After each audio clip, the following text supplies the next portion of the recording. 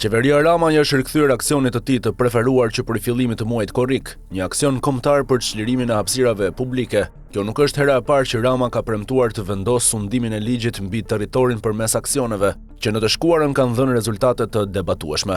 Pas prishjes së ndërtimeve pa leje, te lirimi i hapësirave publike në të gjithë Shqipërinë, policia e shtetit ka vijuar me arrestimet. Qeveria ka deklaruar luftë pa kompromis ndaj çdo zaptuesi të hapësirës private, duke paralajmëruar gjoba dhe deri në ndjekje penale. Policia ka arrestuar 10 persona, ndërsa 123 të tjerë janë proceduar penalisht, pasi akuzohen për zaptim të hapësirave publike, të shfrytzuara në mënyrë të palishme për parkingje ose lavazhe. Gjithashtu 45 drejtues automjetesh janë proceduar penalisht për parkime të gabuara që pengonin lëvizjen e lirë të automjeteve këmbësorve apo automjeteve të emergjencës. 133 raste me 10 të arrestuar dhe 123 të proceduar për zaptim të hapësirave publike, të shfrytzuara në mënyrën e paligjshme për parkingje ose lavazhe. 45 drejtues automjetesh të proceduar penalisht për parkime të gabuara që pengonin lëvizjen e lirë të automjeteve këmbësorve apo automjeteve të emergjencës.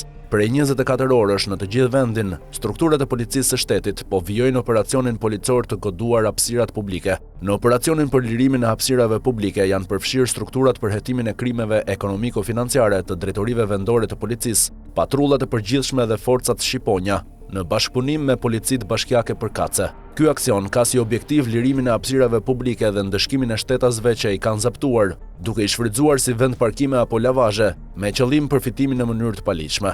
Njëkohësisht, policia rrugore dhe shërbimet e rendit po vijojnë me intensitet kontrollet dhe ndëshkimin e parkimeve të gabuara që pengojnë qarkullimin normal të mjeteve dhe automjeteve të emergjencës. Gjatë 24 orëve të fundit në të gjithë vendin u konstatuan dhe u goditën 133 raste të shfrytëzimit të kundërligjshëm të hapësirave publike private për aktivitete ekonomike, kryesisht vend parkime ose lavazhe për automjete, të paregjistruara në organet tatimore. Subjektet përfitonin të ardhura të fshehura, pa lëshuar kupon tatimor. Konkretisht, 78 raste në Tiranë, me 10 të arrestuar dhe 68 të proceduar, 16 raste në Shkodër, me 16 shtetas të proceduar, 11 raste në Lezhë, me 11 të proceduar, 6 raste në Korçë, me 6 të proceduar, 6 raste në Fier e Lushnje, me 6 të proceduar, 4 raste në Vlorë e Sarandë, me 4 të proceduar, 4 raste në Dibër, me 4 të proceduar, 3 raste në Elbasan, me 3 të proceduar, 2 raste në Berat me 2 të proceduar, 2 raste në Durrës me 2 të proceduar dhe 1 rast në Gjirokastër me 1 të proceduar.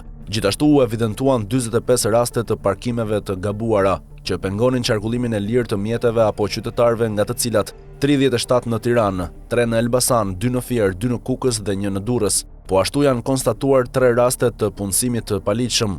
Aksioni kundër pushtimit të hapësirave publike dhe informalitetit do të vijojë intensivisht në të gjitha qarqet e vendit, njofton policia.